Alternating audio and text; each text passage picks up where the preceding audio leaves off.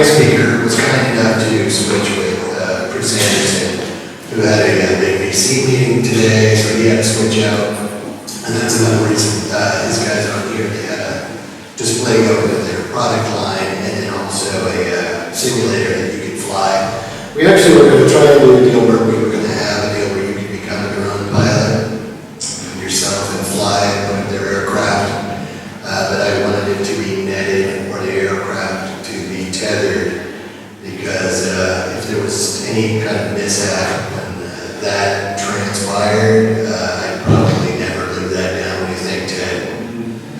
They'd be over there, I could see it down at the UASIO. Yeah, that chowder head. A demo node, and that thing flew away. It was really cool, big ridge, jungle, and I would be living that down forever. So we couldn't get that all logistically together, so that did not materialize. However, like I said earlier, we're going to give some away later this afternoon, and you can go home and have your own mishap. Just not my idea. Okay, so we had to switch out. Our next speaker is Mr. Gus Calderon, and he's going to talk about using this to make film and some of the other stuff that he's into. Please welcome Gus.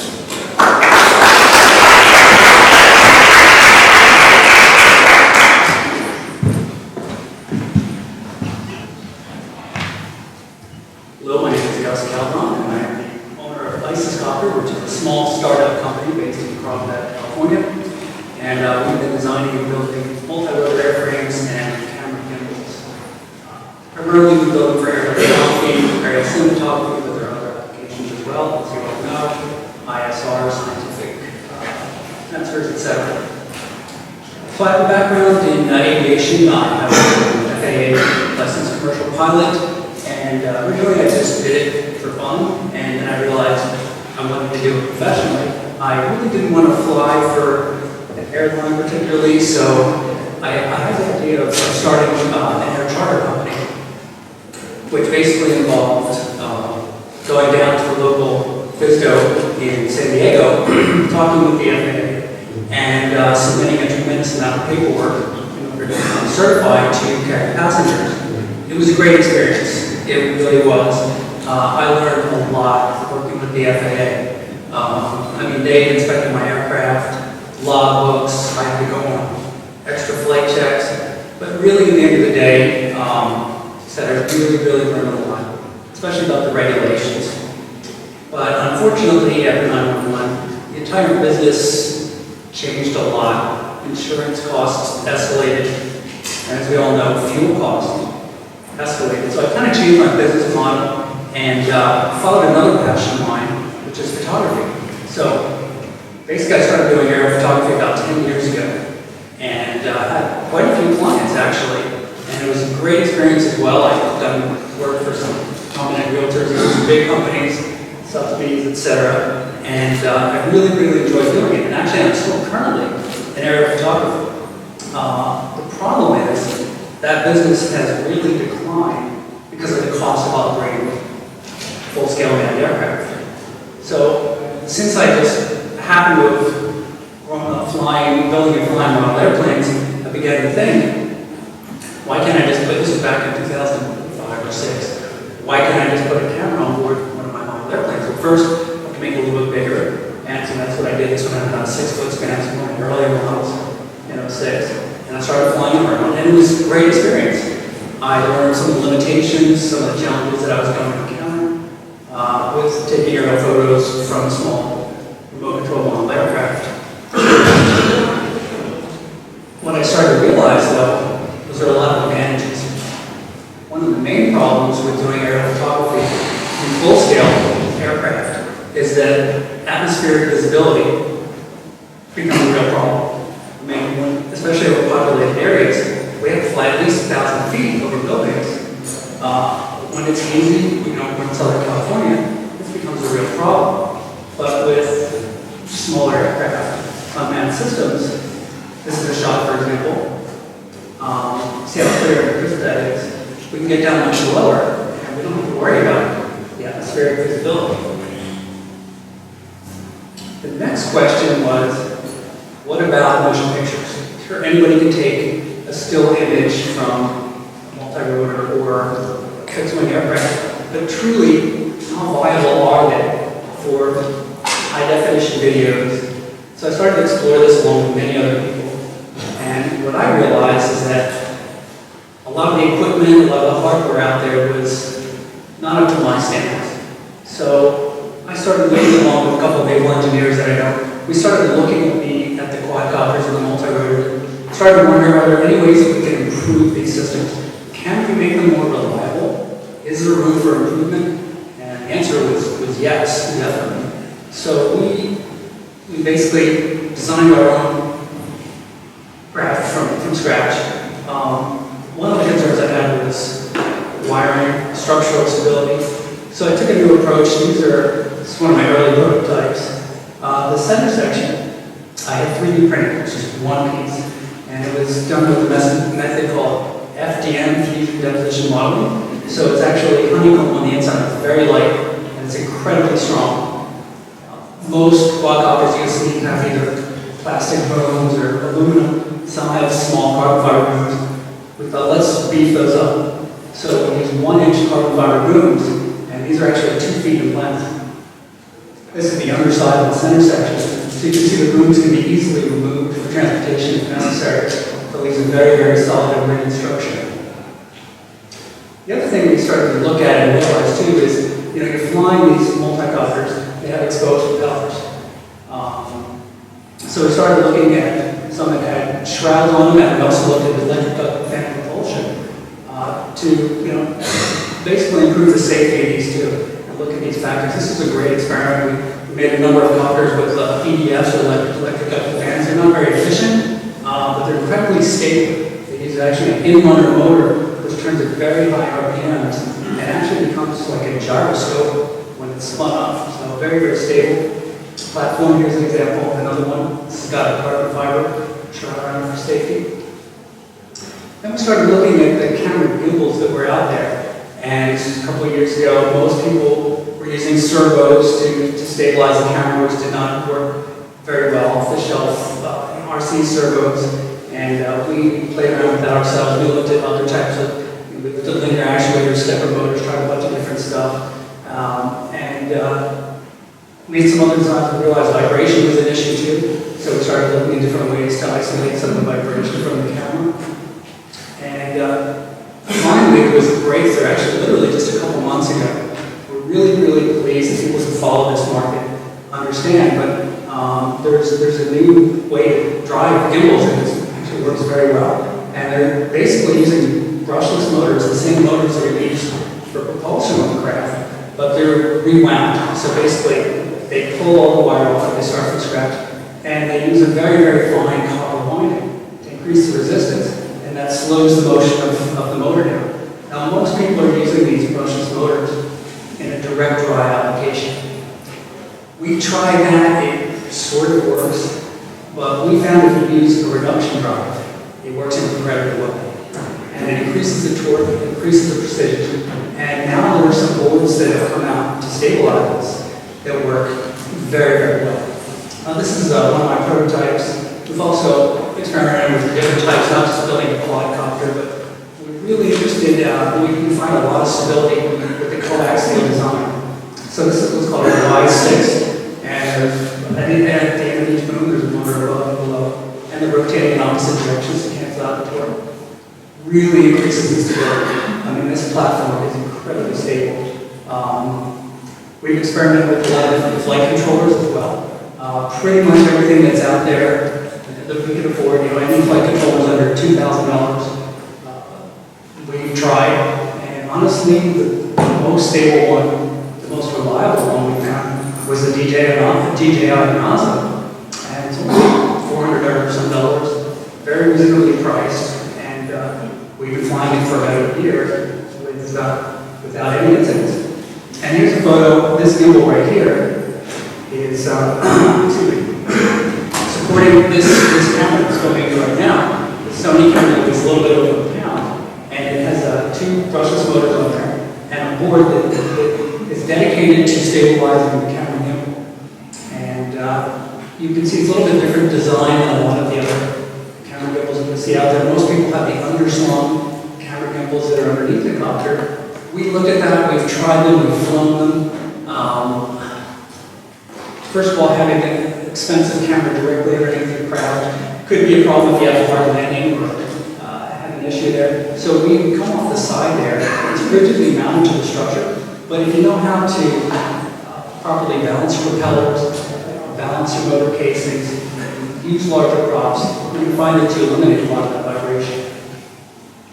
And here's a close-up of another camera. This is a Panasonic GH2, which is really an outstanding camera for doing motion pictures. Here's a close-up of the prototype gimbal. You can see the board on the side there, and the drivers for the board are built on board, along with all the sensors. It has a separate power supply. It's really very simple. We can actually unplug the gimbal directly from the center frame of the craft, so we can move it between aircraft or between platforms. And it works incredibly well. You can see samples of our video at our website. Here's a close-up of the other Y6 gimbal and setup with this Sony camera on board. And again, at the board we have a separate gimbal. And one thing we learned throughout this process is the camera gimbal really needs to be customized for the camera. There are lots of gimbals out there. They'll say that they'll accommodate a bunch of cameras, and technically, yes, you can put them on there. Will they work, and will the camera hold the level horizon? Probably not. Maybe, I don't know. But if the camera is, the gimbal is designed for the camera, and if the camera is balanced on each axis, and you use pretty good quality components, probably have pretty good results. I want to talk a little bit about cameras.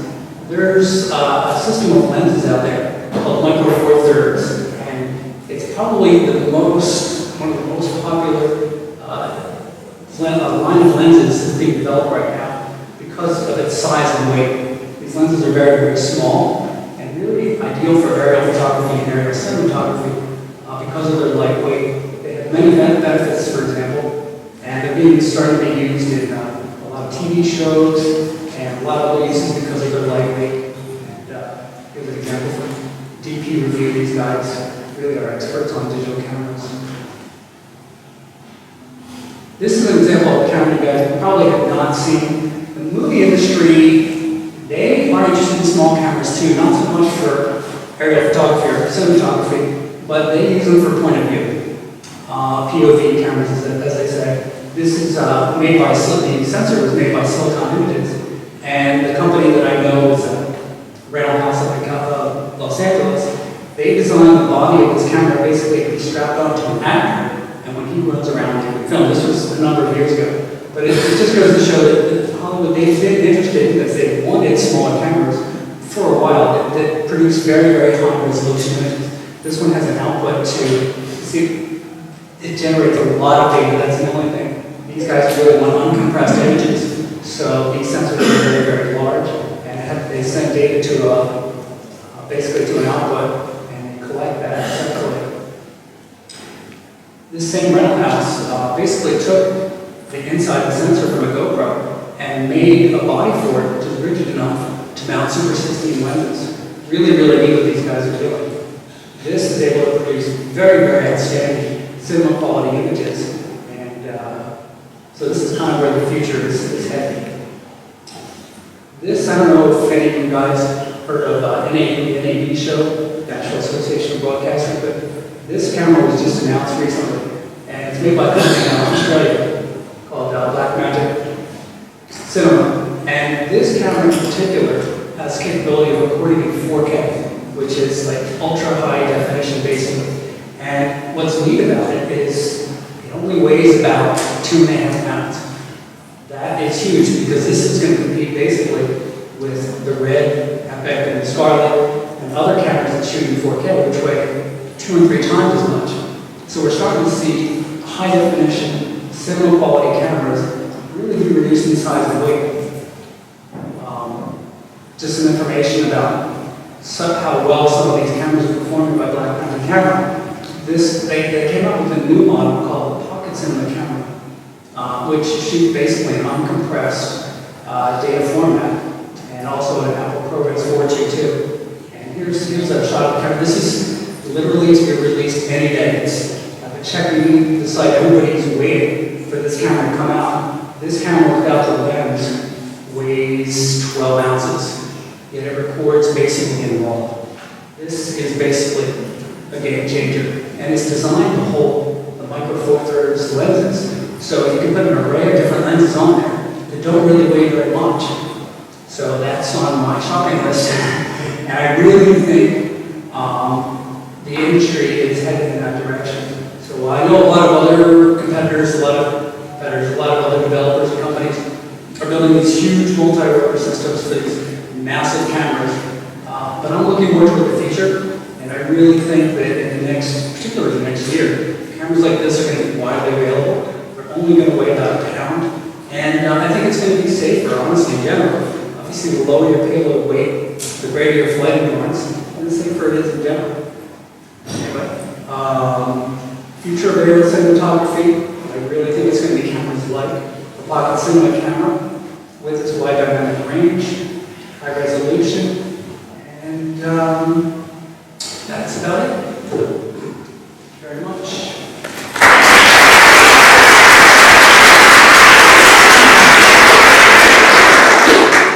Question? You're dead on correct about cameras. There's no future in lifting epics anymore. Especially since once you get an epic with some quality glass in here, you're beyond the 25-pound limit that's put forth in the 2011 congressional. Yeah, I agree. It's dangerous. It's dangerous too, yeah. It's really it's not really a great way to go. My question to you is, have you received your cease and desist letter yet?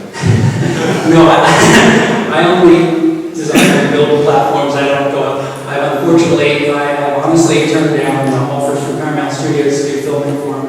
I got that call last year. That was tough to turn down, not so much for the money, but for the experience. It would have been an amazing experience. I think I took that job. So, no, unfortunately, I don't do it. I do it for recreational, fun, and artistic purposes. And I do give guidance to people who are looking to get systems as well. I think the people in this room would be surprised if they knew the demand that's out there from not just the film industry, but from videographers. I get calls from film schools. They already have multi-rotors. They are, with for example, the DJI Fan that's coming on the market right now. Literally, it's easy to fly, it's reliable, it's a great flight control unit. Just attach your GoPro to the bottom. It's $700. These guys, they have it and they want more. I mean, that's just the beginning. So, it's definitely the future. And brushless gimbals and the GoPro 3 is really going to make that all viable. Yeah, absolutely. My firm's been doing film and television work for about 3-4 years now. We've done one motion picture, several car commercials. Nice. That sort of work, yeah. So the demand there is incredible. It's unbelievable. Yeah. I know somebody earlier was talking about they saw a commercial with looked like a multi-rotor shot. Because I do this filming, it's more than wonder, it's everywhere. I mean, it's in promotional videos, it's in commercials, resorts, it's in movies, it's everywhere. Yeah, it really is. And it's funny because the cinema industry is so used to a concept called cinematographic community. We can all see how they're applying cinematographic community and then watch television, see these aerial shots. They're everywhere. They are absolutely everywhere. That is true. That is true. I agree with you. Okay, the gentleman behind you has got a question. Well, from Matthew, we offer aerial cinematography services now in Camerons. You see the future of aerial cinematography is getting smaller, as I said, the cameras are getting smaller, and so the aircraft are getting smaller, lightweight, there's a lot of benefits to that. But what if you live in a Caribbean as I do, and you typically have a lot of high winds all year round? I found that the heavier the craft typically more stable it is. That is true. Yeah, that is definitely true. Well, weight can always be added from a battery power. Right. So you increase your endurance. Yeah. Whatever weight you shave off the frame is added in batteries. And the efficiency is going up also when multi-rotors first came out, they were basically having to use aircraft propellers because that's all that was available.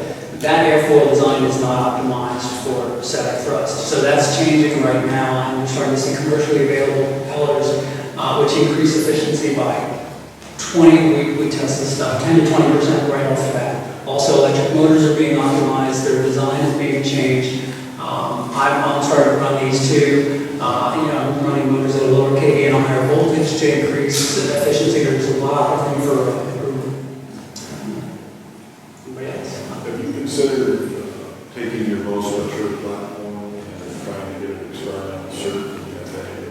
That thought has crossed my mind, and I am probably where I have a new design in my head actually for a new frame, and it's much simpler than what I've been showing here in these prototypes. And I am very seriously considering that option, absolutely. I'm most likely going to be doing that. I was talking to Patrick, I've had a couple of these prototypes I bought, you saw in one of the earlier slides, that has between 800 and 900 flights on it at least, without incident, without any unscheduled landings, as we would say.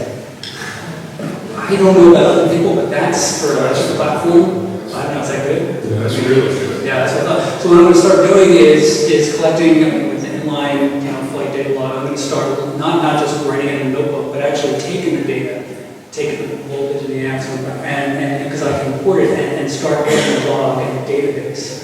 So that's kind of what the data is the future. Are we okay on time, Patrick? I believe so, go ahead. Okay.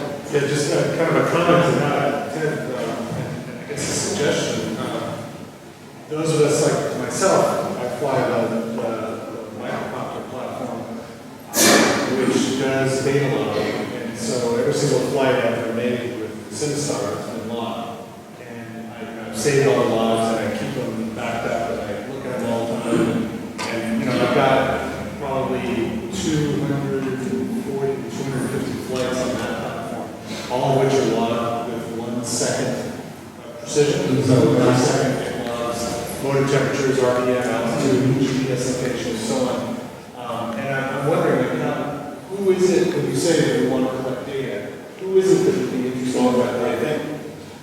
Just in Just general. me talking, okay, that if you were to have that data of success and bring that when you apply for an experimental cert, that will go a long way in helping you get through. Now, there's other bureaucratic things that you have to do, flight manuals and maintenance manuals, all that other stuff. But having that kind of data to prove that you have a reliable system will minimize the restrictions that you're going to have about where you can fly. But taking that first step really helps in getting experimental cert. And then as this industry starts to open, then having that behind you will facilitate getting some level of something to allow you to go do work. I appreciate it. Yeah, it's definitely an excellent idea. It's something I'm going to pursue.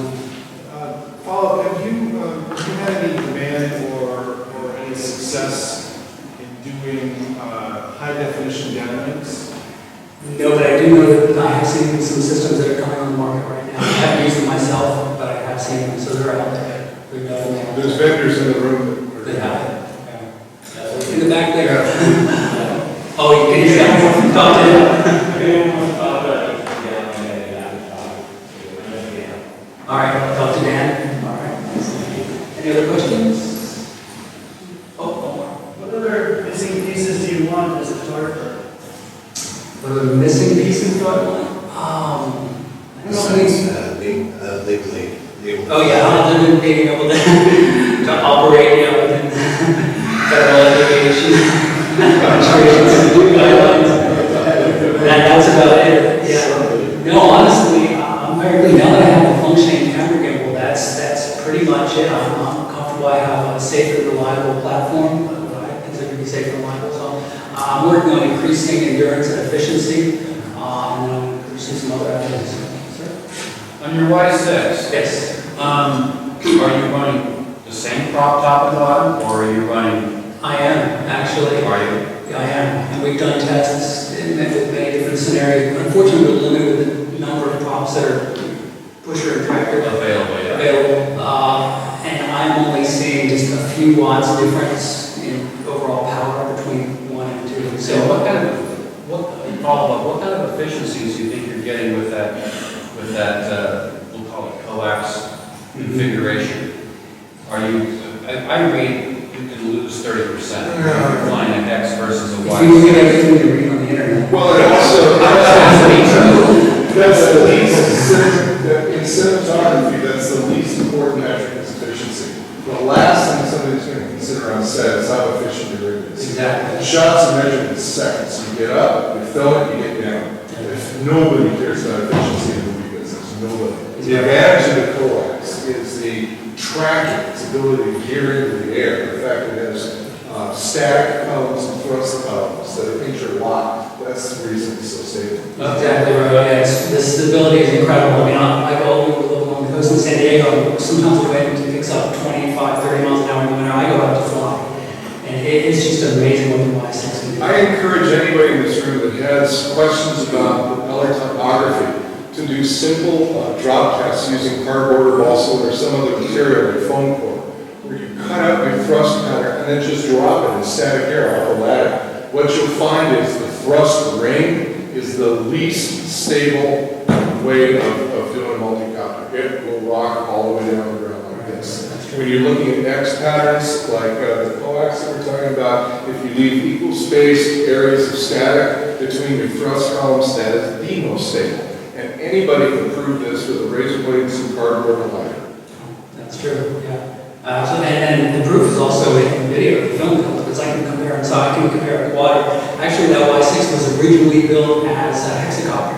And I took data, I took film, I took it out in the wind, and it was moved around. Okay, and I go off 3 moves, and we turned it into a Y6, and I could not believe it. And you're paying, what, 10% efficiency for clients that don't really care about that measure? Exactly, if that, because you're saving, you're reducing the life of the weight into boots, clamps, all that other hardware. So Yeah. it's a trade-off. I think we're, let's see what time we're at. We're right at time, so thank you, sir.